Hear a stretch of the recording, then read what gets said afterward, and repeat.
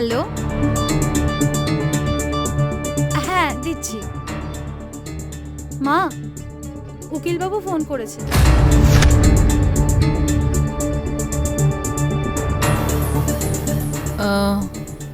এখন আমি একটু বিশ্রাম নেব, তোমরা দুজন এখন যাও। ঠিক আছে মা।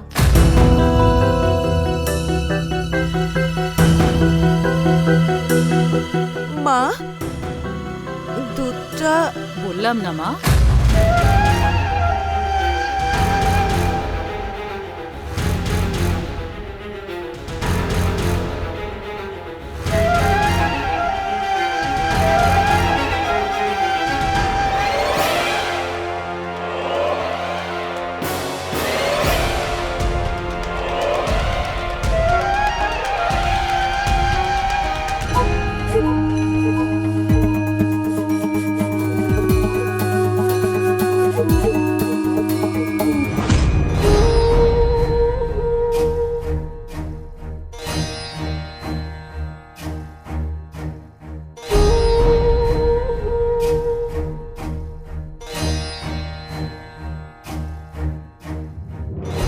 হ্যাঁ উকিলবাবু বলুন।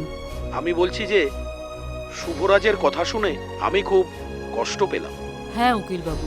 আমি তো এই কথা শুনে অবাক হয়ে গেলাম, কিন্তু শুভরাজ তো এখন নেই, তাহলে তার উইলকে কার্যকর করবে কে? উইল? হ্যাঁ,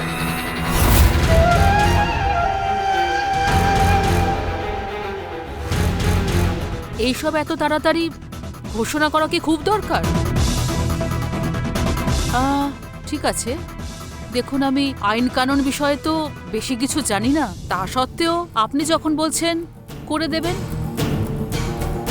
এমনিতে তো সবকিছু তারই, তাকেই সামলাতে হবে। আপনি যখন বলছেন তাহলে সেটাও করে দেব।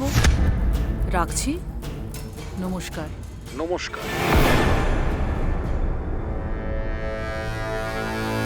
যাবার আগেও তুই কত ভালো কাজ করে গেলি বাবা।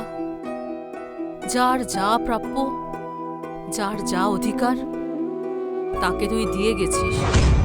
ও মল্লজ, যে কানে আমার এত সুন্দর একটা ঝুমকো ঝুলছে, সেই কানে আমি ঠিক শুনলাম যার যেটা প্রাপ্য, যার যেটা অধিকার, সে সেটা পেয়ে যাচ্ছে।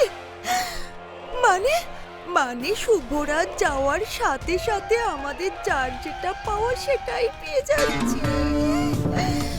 আমি আমার জীবনে কতদিন পরে এত বড় খুশির খবর পেলাম। ও মা, আমি যাই, এক্ষুনি গিয়ে বিলাস বাবুকে গিয়ে খুশির খবরটা বলে দিয়ে